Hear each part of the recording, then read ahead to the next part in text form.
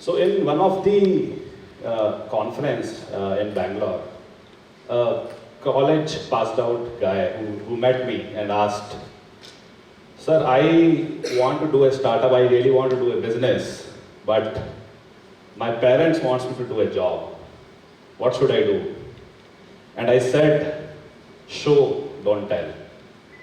And I'll tell you how powerful it is and how this has impacted my journey and helped me to reach here. So let me take you through what's happening around the world when it comes to deaths during pregnancy, labor, and after delivery.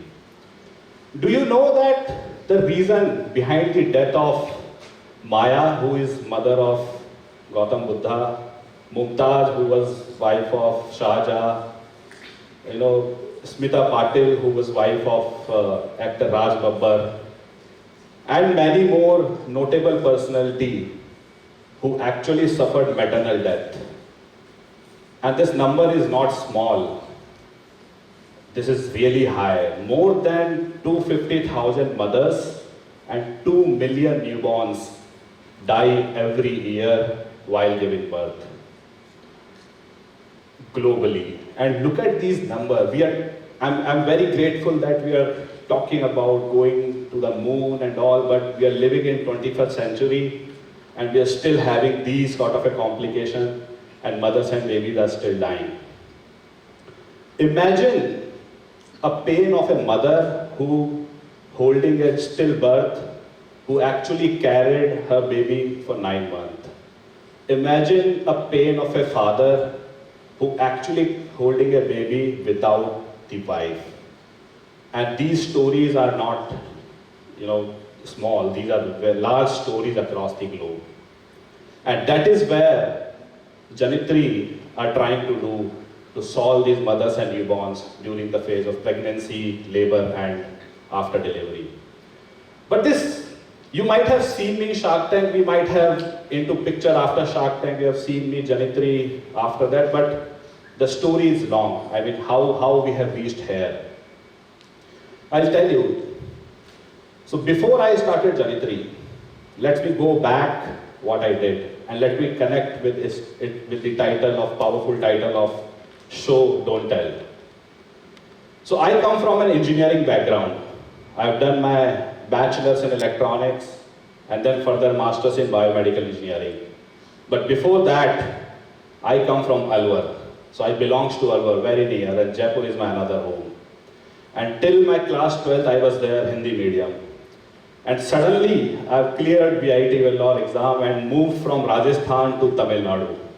And that exposure which I got in my college, specifically into robotics, I did a lot of robotics in my college life, first year. We participated in multiple competition across the country, IIT, BITS and all, and made sure that after the end of first year, we were a little bit of expertise into robotics making.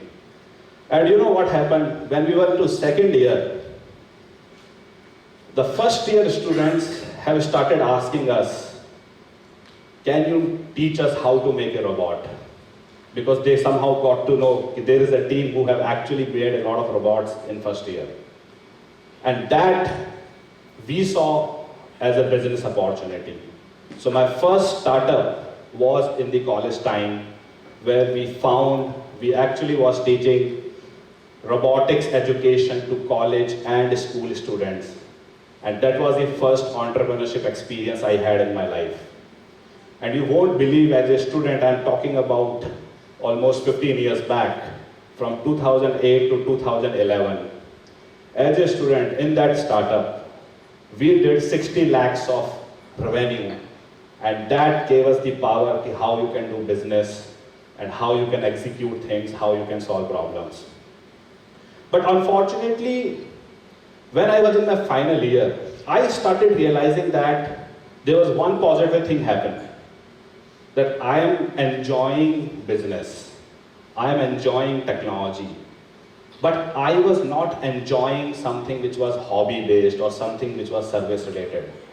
And that decision I took, that what exactly I'm going to do, because your social DNA comes from your family, and decided to exit from that and went to masters into biomedical engineering because I have seen a lot of healthcare related challenges while during my childhood in and around family and all, and decided that I have to choose a field and let me take that decision. So I decided to go for masters in biomedical. That gave me a good exposure on technology. And after my masters, again I reached to a point where I did not have a clear-cut problem statement. This was clear that I will do something in technology, something in business, but what is that in healthcare? And that is where the journey has started of Immersion. What I have learned, I have started meeting stakeholders in healthcare. I have started spending time with the stakeholders in mother and child healthcare, pregnant women, their family, gynecologist, pediatrician, started spending time in hospitals, started attending healthcare hackathon, healthcare event. And that 2 year of journey was still helping me.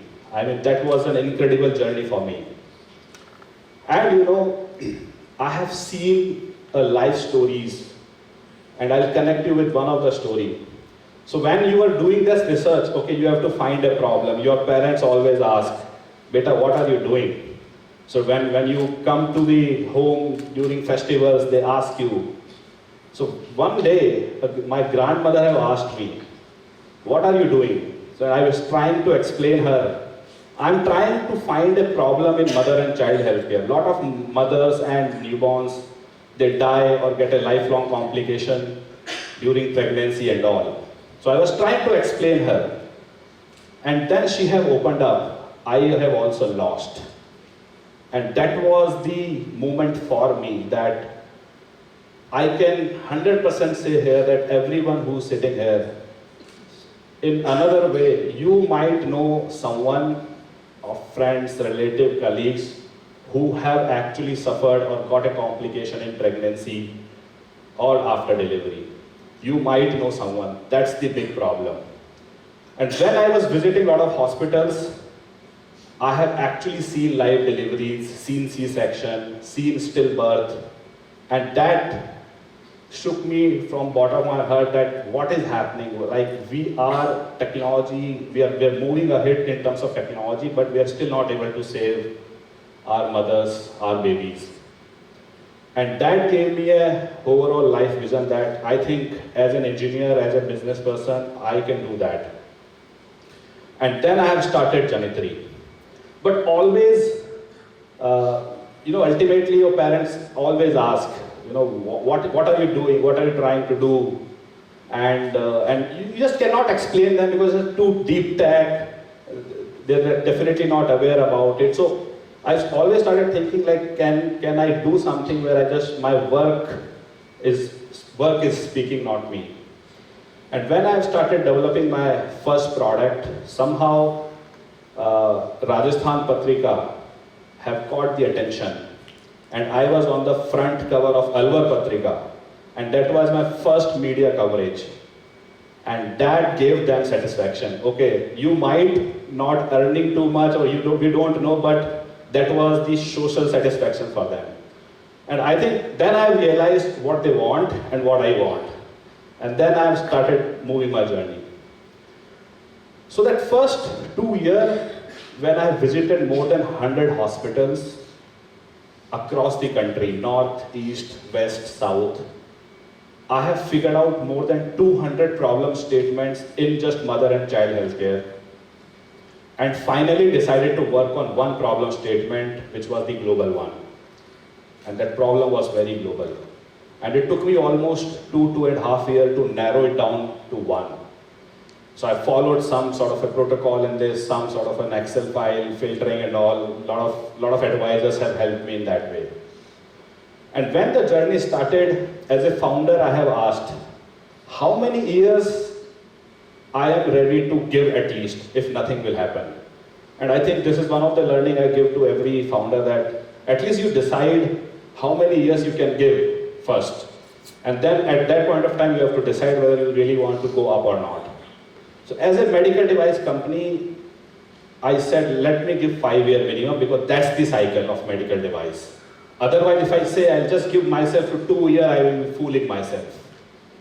And that 5 years from 2016 to 2021 was our product development journey, a clinical trial journey, regulatory journey, have helped us to launch the product. So after 5 years of company registration, we have launched the product in the market. And that moment when you launch it will give you an idea when it starts impacting. When you hear stories, I'll tell you one of the story of one of the primary healthcare center in Udaipur, Rajasthan, where we have deployed the product. So one of the mother who came with a labor pain, she came admitted to the primary healthcare center. The staff nurses was there with our product. She placed our product on her, connected with our mobile phone, and then she went away, started doing some other work. After some time, our product and the software both have started ringing for the alert. And it was continuously ringing. And it got attention to this nurse. She came and she saw there was an alert. And she took the decision to refer the patient to the Udaipur district hospital. So that early decision, and the mother reached to the district hospital, and they found that it was cord around the neck which was causing problem. They did C-section and saved both mother and baby. And that kind of a story when have started coming out from the different part of the country where we have done the deployment. And that's sort of an impact which is kicking me personally, irrespective of, as of today, the money which we are making. Definitely financial business is important. And that is how till now we have saved or monitored more than 70,000 mothers, deployed in more than 400 hospitals, more than 1,500 staff nurses has been trained. And in last 7 years of our journey, there were a lot of media coverage, there are a lot of investors who have supported us, many foundations who have supported this particular vision.